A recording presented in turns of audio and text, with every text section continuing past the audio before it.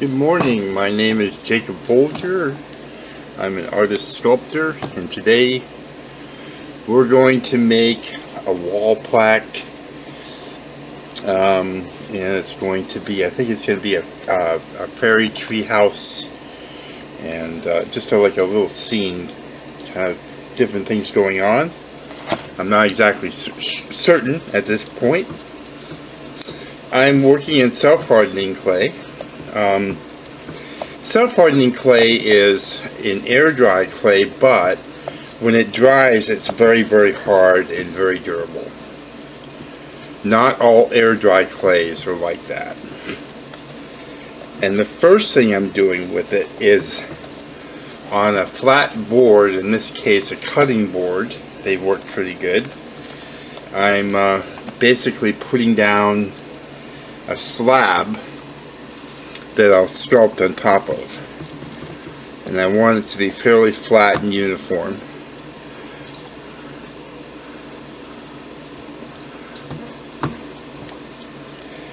So I'm just adding to that right now and building that up. Now I want to do some comparisons for you for this clay versus polymer clay. First of all, I think one of the real benefits to working with self-hardening clay is that, as opposed to polymer clay, is that the cost.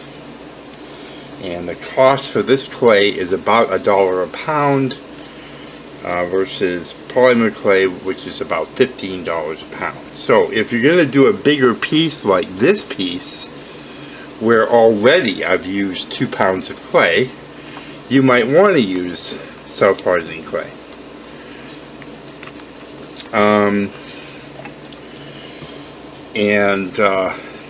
Another thing about self-hardening clay, or this particular clay, is it's easier in some ways to work with than polymer clay. It moves for you, and if you have any experience sculpting in both, you would probably agree that the self-hardening clay in some ways is a lot easier to work with, because it just, when you touch it or try to tell it with your hands to do something, it does it. Polymer clay, oftentimes it doesn't. But still, I love polymer clay, don't get me wrong, I really love it a lot. Mostly, if I'm going to sculpt in self-hardening clay, the reason why is because the economical value of it has compared to polymer clay. I'm just building this up by putting in pieces of it. Just putting in a piece and smoothing it in to blend with the other parts of the sculpture.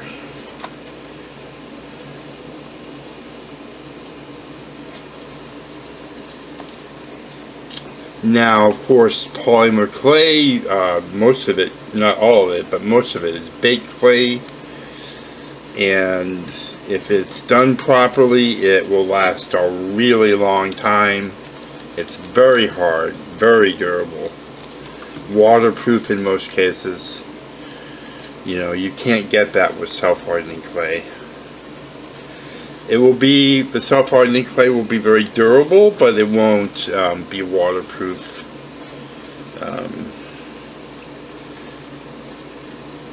And when you have a piece like this, if you were to drop it, it would probably just shatter.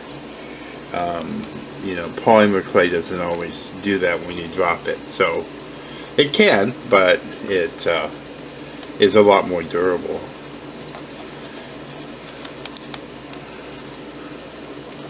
So I'm almost there. I just want to kind of get the edges a little bit closer to where I want them to be.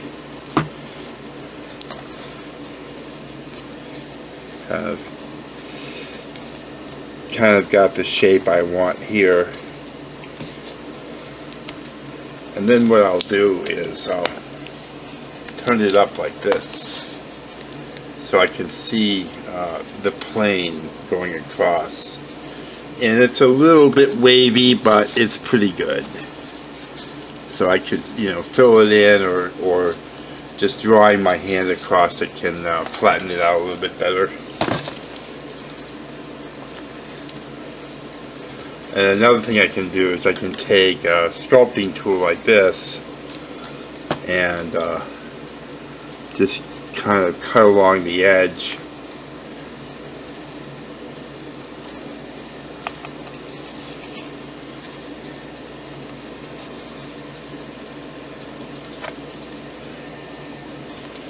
Just to kind of clean up the edge a little bit.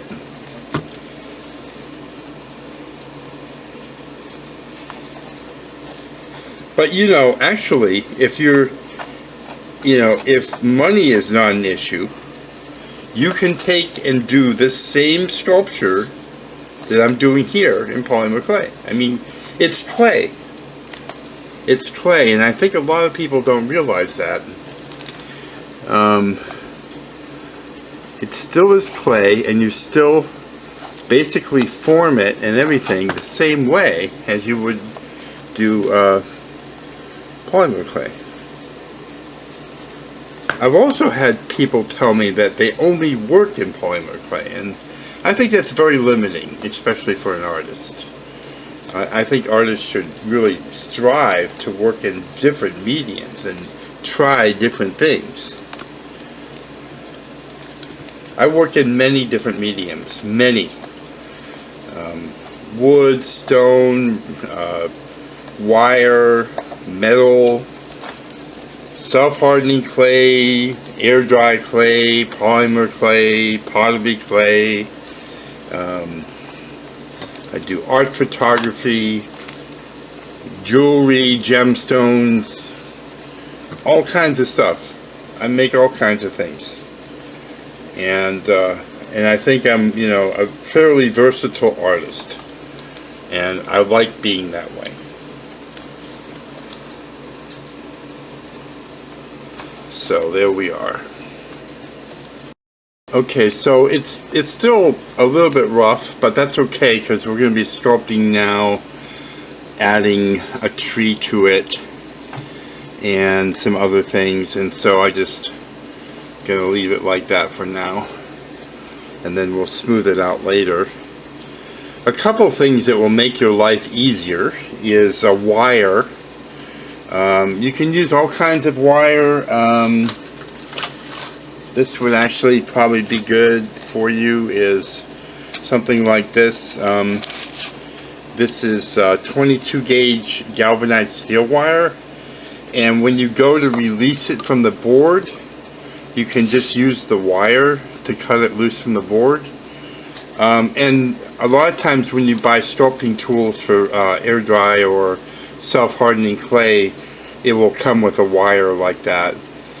Also a washcloth that is wet, not soaking wet but damp, so that you can wipe your hands and keep your hands fairly clean of the clay, because that can build up on there and that sort of thing. Build up on your hands and then get on the sculpture and kind of get in the way. So I think what I'm going to do is just sort of create like a little bit of a mound. Let's see here, we'll turn this way. I kind of have to work at an angle so you can benefit and see everything. So just kind of playing it by ear here, but I think probably I'll put that on there like that. And you know, whenever you join two pieces of clay, really the best way to do it is score the two parts to be joined. Like that. And then you also can take a little bit of water. You can even use a mister, or you could just take a brush and just spray a little bit on there, or put a little bit on there with water, with a brush, and then put the two parts together, and that will make them really solid. And then blend it in.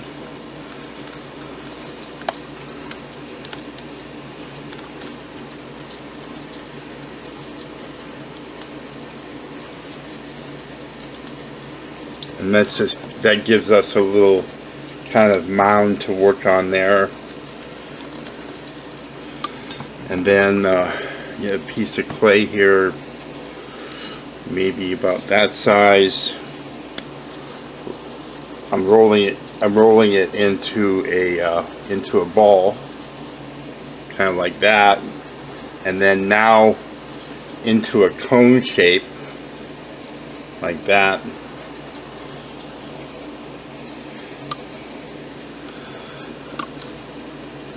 And then I'm going to just pull out a little bit here like that to kind of start forming a root.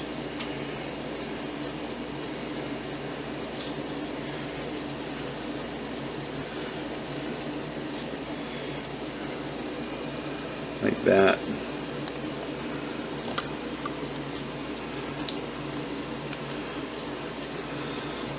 Now, some other benefits to working with self-hardening or air dry clay is the fact that this is basically earth. It's definitely, from the earth, and you only can feel it if you experience it. Let me put it that way.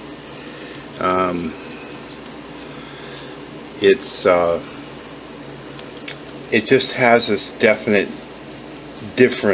feeling over other types of materials.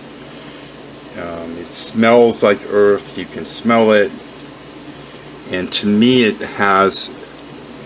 Some people may think it's strange, but to hear it, but it has this kind of energy that's really good, healthy energy, and I really like that. That's one thing I really like about this type of clay, self-hardening clay. I'm just adding some roots here.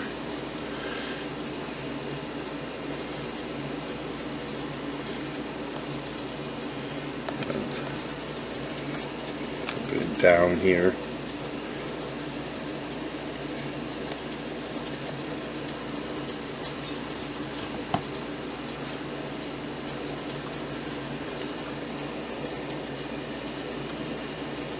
I want to start forming a door here, just to kind of get me tuned into it here a little bit. I'm just using my finger to kind of form that.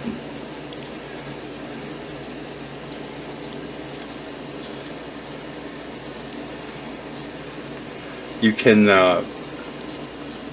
add depth and dimension to your tree by adding what I call shoulders. That's what I'm doing now. Kind of makes the roots look more realistic.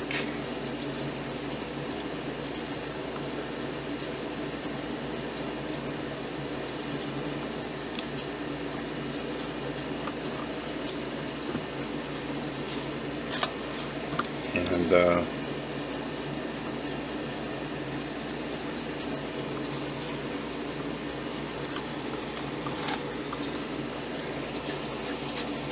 going to bring this down a little bit so I can get closer to the top and see the top better. Just going to lay in a branch there, blend it in.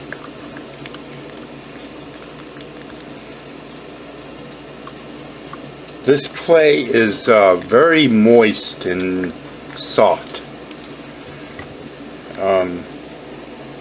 which helps a lot when when you're coming to piecing it together. You don't always have to score and wet and all that, wet and score. You don't always have to do that, but it's nice to do it. I'm not saying don't do it, but the clay just, you know, bonds to itself so well when it's this this way, when it's moist like this. And it comes right out of the bag like this, ready to use. There's no conditioning needed, there's no kneading needed.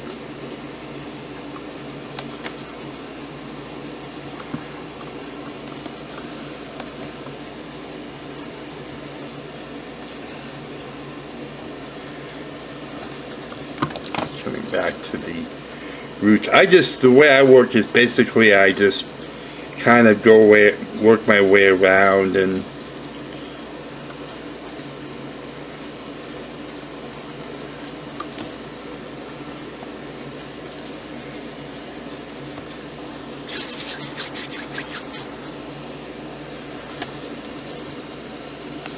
just adding the clay here to the top, adding another branch going up.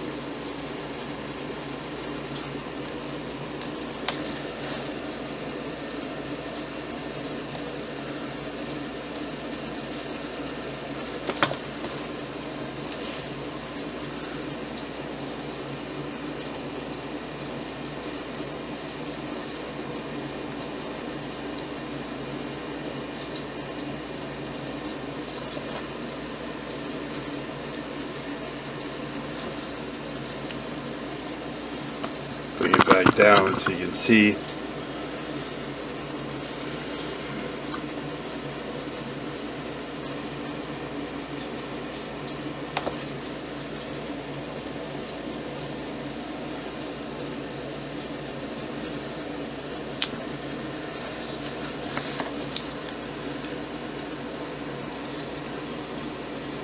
I want the door kind of inset.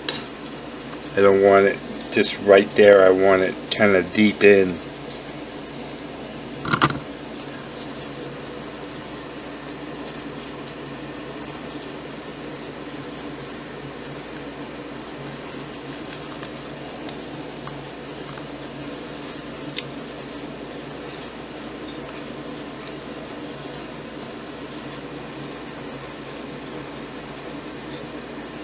And then, you know, every once in a while, just, you know, want to keep it kind of that moist state. Just give it a little squirt. Just get it a little bit damp.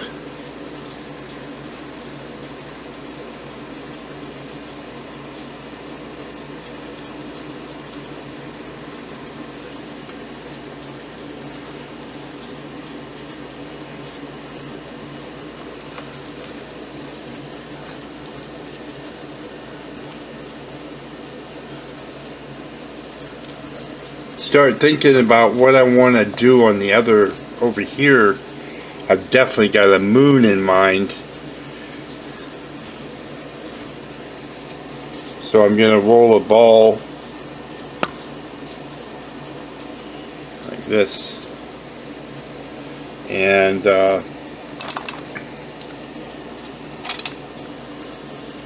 take a butter knife like that and just cut it in half. Get it cleaned up a little bit, cut it in half,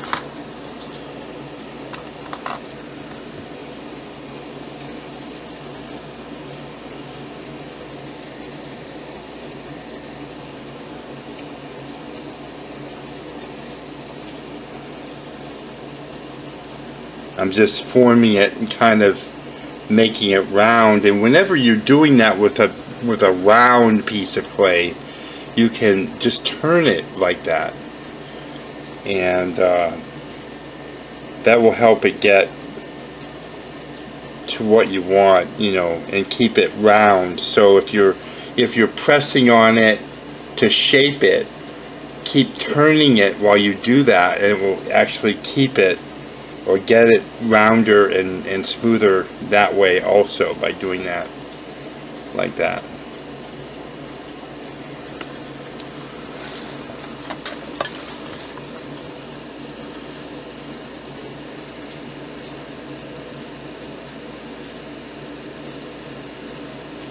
I'm using my two thumbs to press in because I want to put like eyes on them and nose and a little face on them. This is a good time to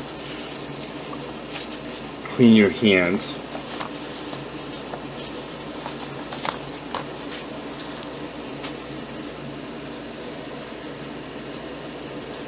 When that clay starts to build up on your hands, you definitely want to clean it.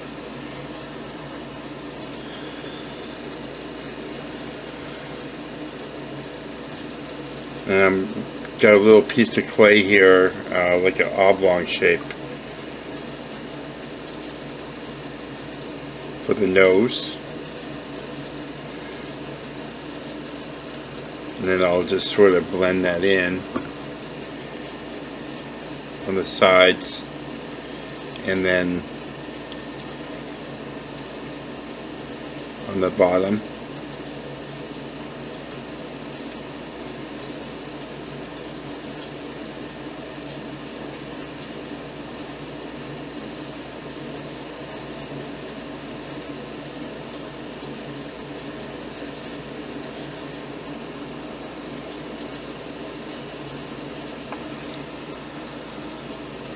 I'm going to take a little bit of clay, a little kind of another oblong shape,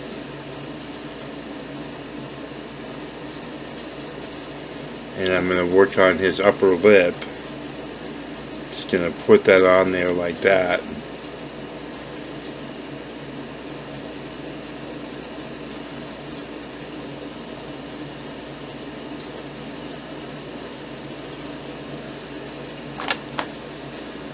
And you know, if you're new to this, you know, you just got to be patient with yourself, because it takes a minute, sometimes a long minute, really, to get your fingers to work the way you want them to.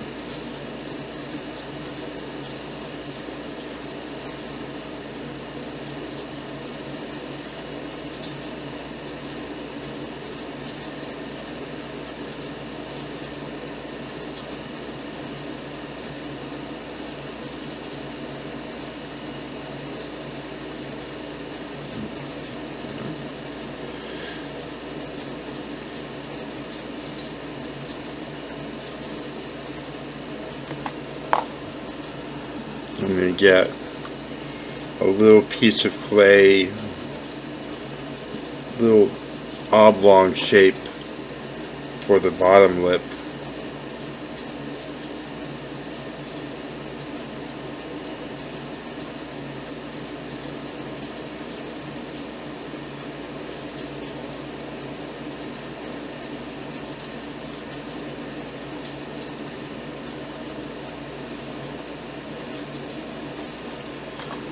Take a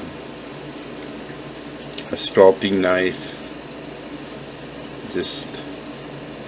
It just takes, you know, getting used to. The best thing, I recommend this all the time to my students, my tutorial students, is to go online, like Google.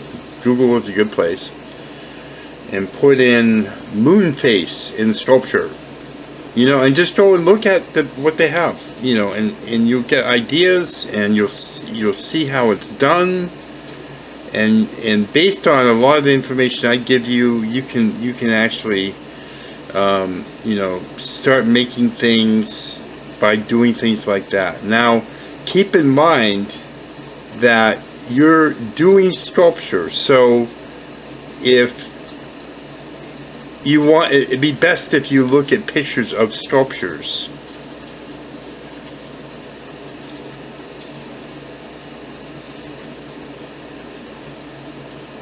But you can see, you know, how easy I did that. And a lot of that has to do with, you know, the experience I have, of course. But you can do this too. You just have to get used to it. The thing to do is practice a lot. I'm going to take another little noodle of clay. I want his eyes to be closed because I think it will look good that way.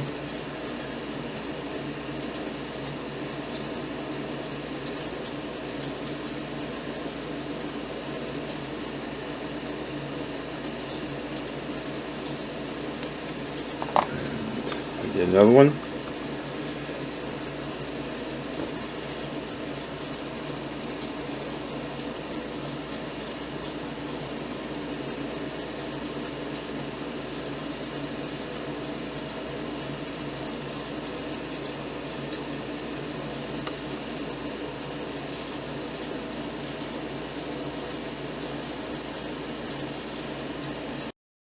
Another thing I recommend is if you start getting frustrated, you know, just take a break.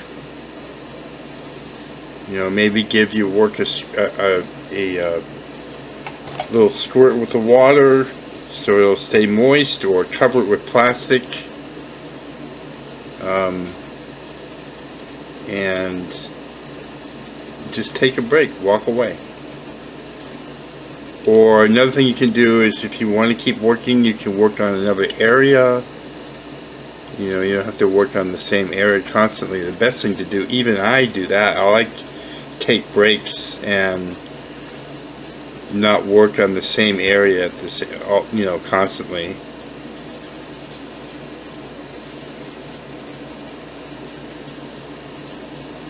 There's a little moon face. And let me see where I want to put it here. I think I want it kind of canted there. Move the branch up a little bit, and then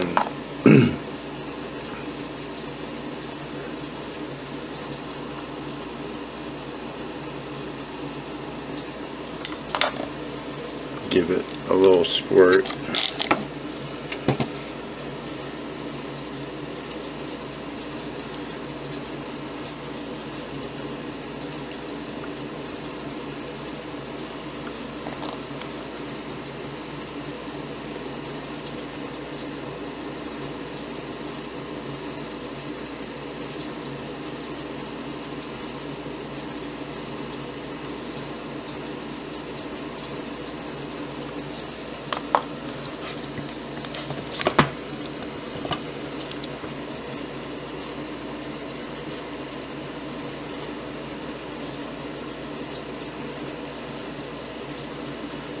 Now I'm going to be coming back and smoothing everything out, and of course the moon face definitely needs a little bit more work, but I got it roughed in, ready to roll here.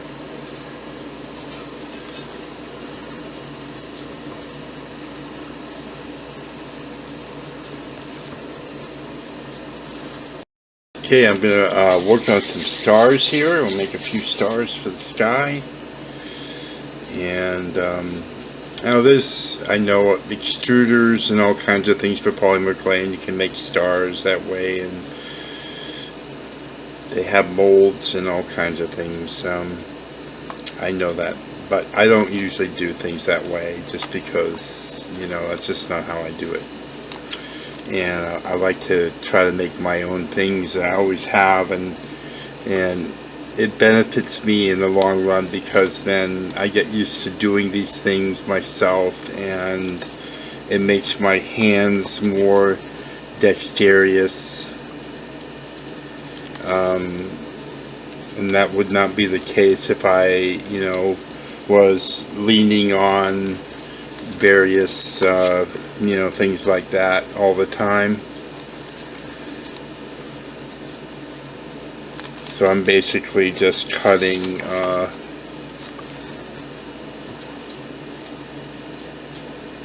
my stars myself and making it myself. And I don't know if it's going to work out, but we'll see.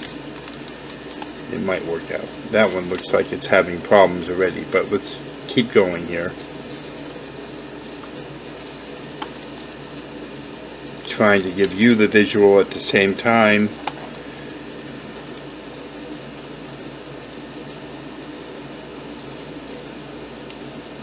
I'm working on a piece of paper just to get, so I can get it up and off the table like that.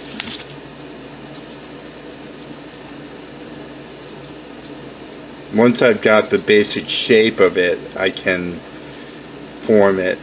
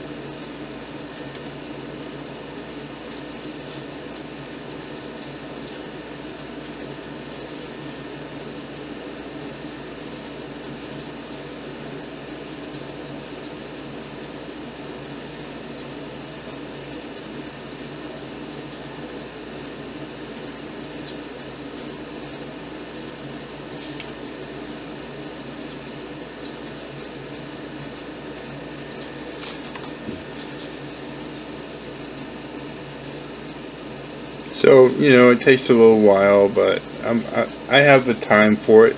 Do you have the time? Okay, so there's a star. And then I can, again, you know, when I get it laid on, you know, later when I'm going back and smoothing everything out, finishing the sculpture, you know, I can you know, smooth it out, brush it out with water and get it nice and smooth.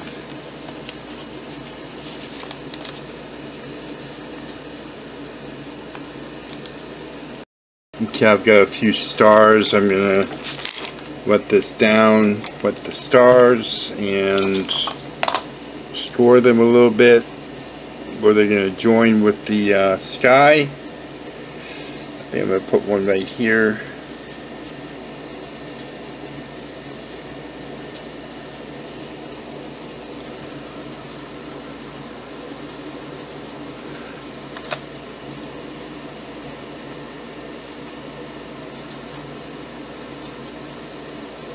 With something that small, you probably don't want to get it really wet. Just keep that in mind, because it's gonna just, it's so small it will mess it up, maybe mess it up.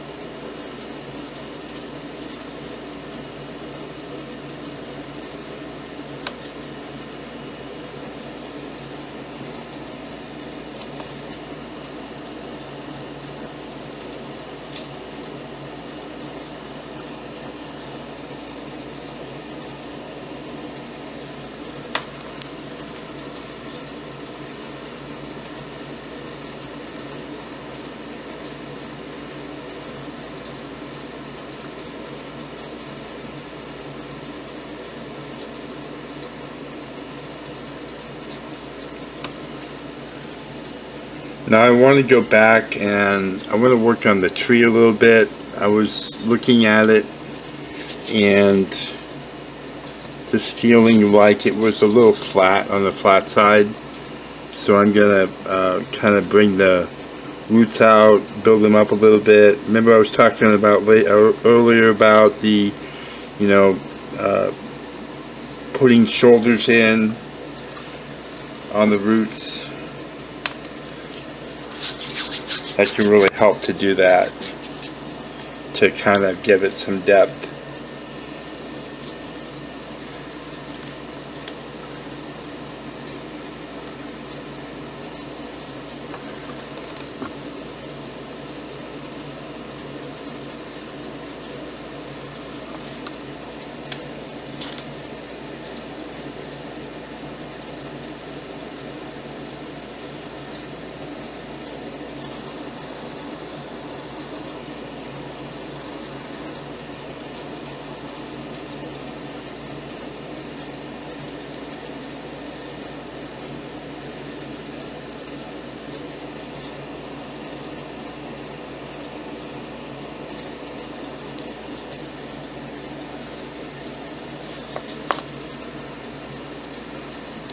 And then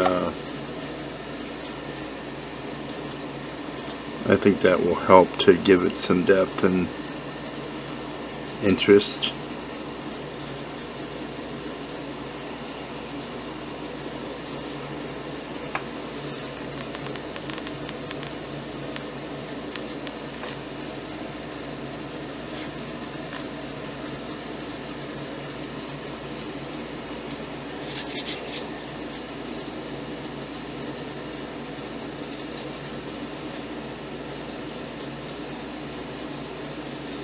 And I also like how, you know, it's, the door is kind of hidden in the roots like that.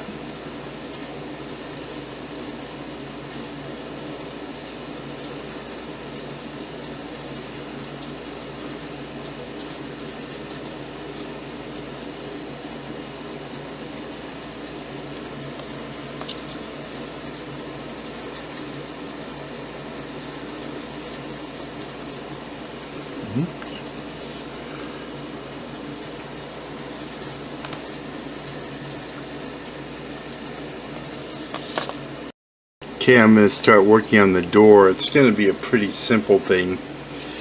I'm going to take my sculpting knife here and kind of just define the shape of the door to start off with by just carving in a line going around.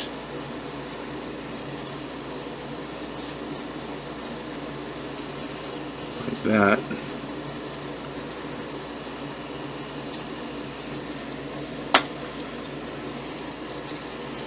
Take my other sculpting tool and just kind of smooth that out.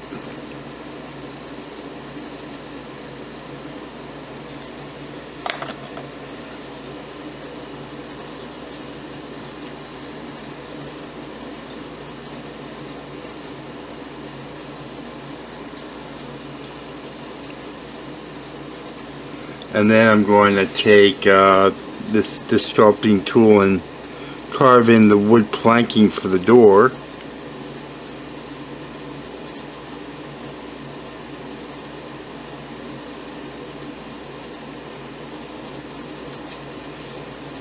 Like that.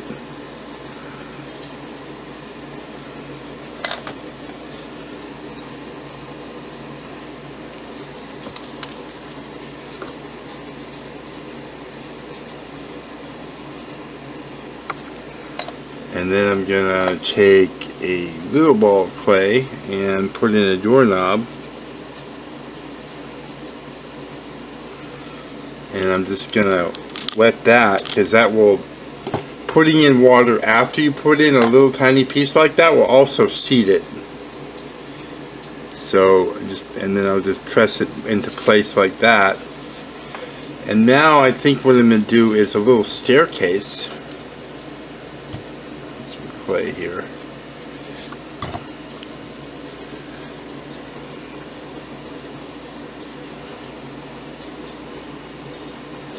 I'm going to start off with little balls of clay. Press them semi-flat, kind of like that.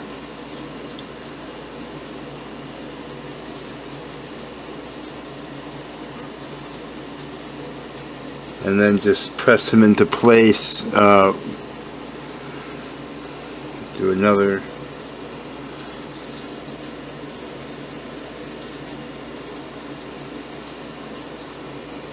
A little bit more there, a little bit more clay.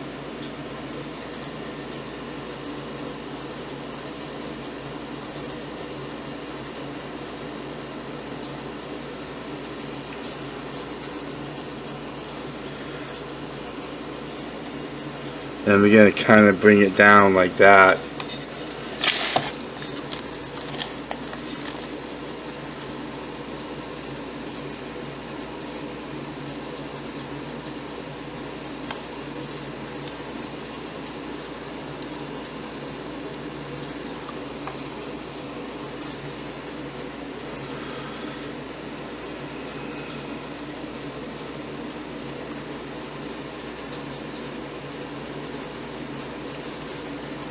Now it takes a little bit of time to do something like this, but it's really actually a lot of fun. You can just take your time and, you know, do the detail really nice, and you'll have a piece that'll last for many, many years, and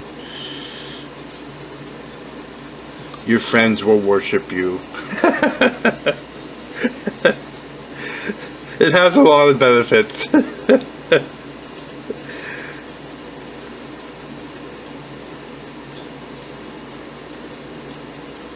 The best part is the worship, I have to say, though.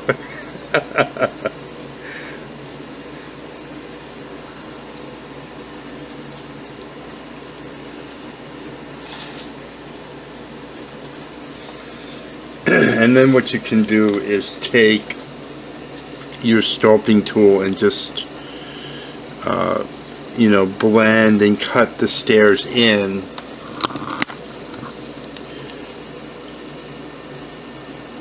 Kind of shape them.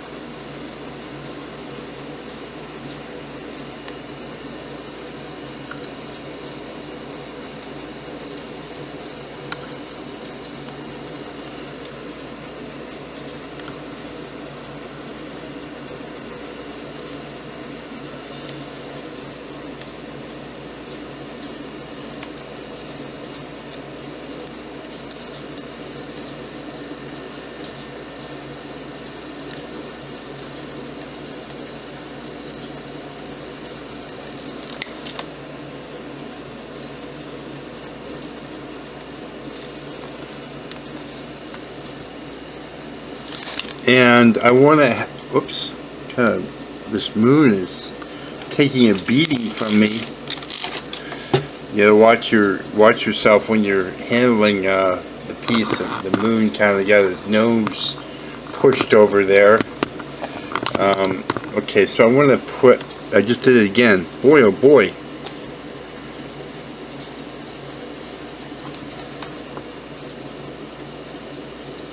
Okay. I want to put a little window in here.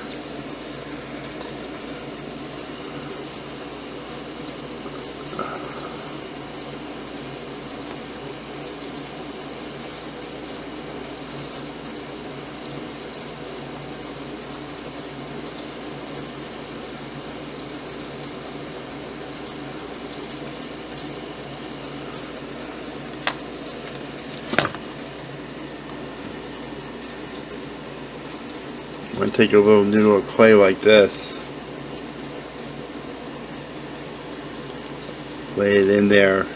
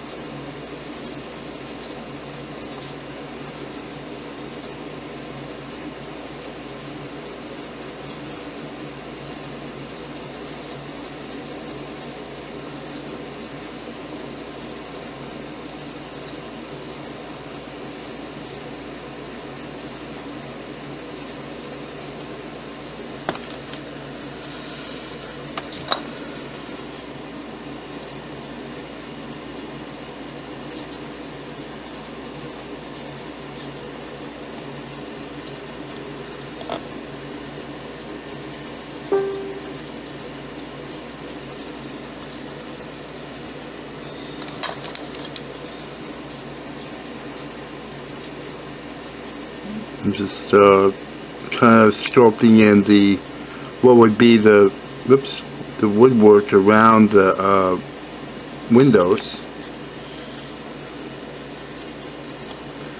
Just takes a little bit of time.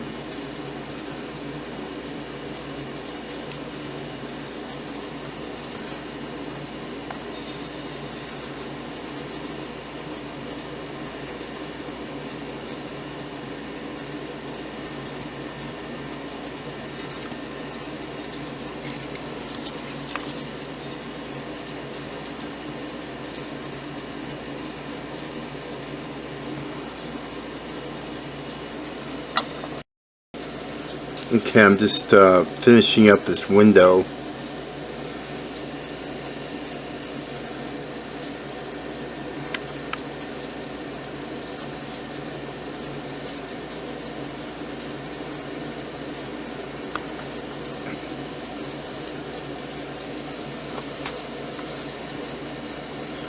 Now what I'm going to do is I'm going to add a little texture to the tree just by drawing in lines into the surface of it.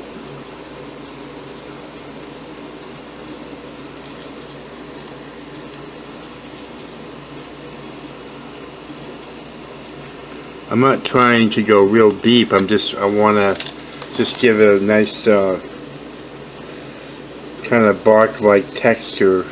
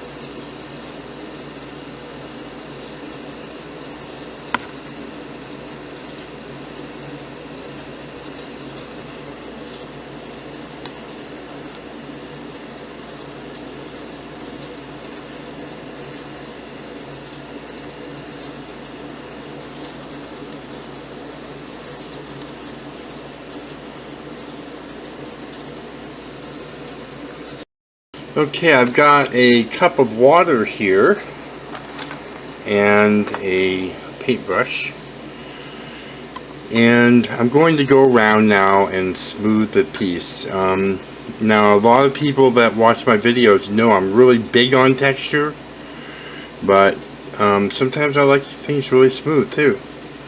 So I want to get the sky really smooth. For example, the moon, the stars, the tree of course is textured.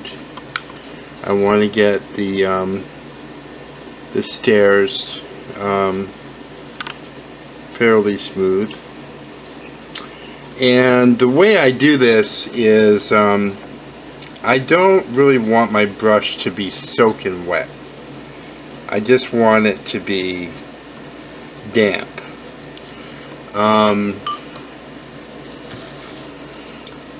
So this is what I do. When I start brushing the clay builds up on the brush.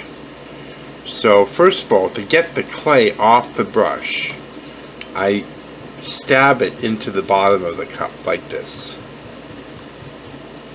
and it cleans the clay off the brush. Then I have my washcloth that I use for my hands down to the side here, which is just damp, and I wipe the brush off on that, and now the brush is just where I want it to be. And then I'm just going around and I'm going to smooth the piece. The other thing that's important is the door, things like the door, the window, the moon's eyes and mouth, small detail like that. You have to be really careful or you'll mess it up.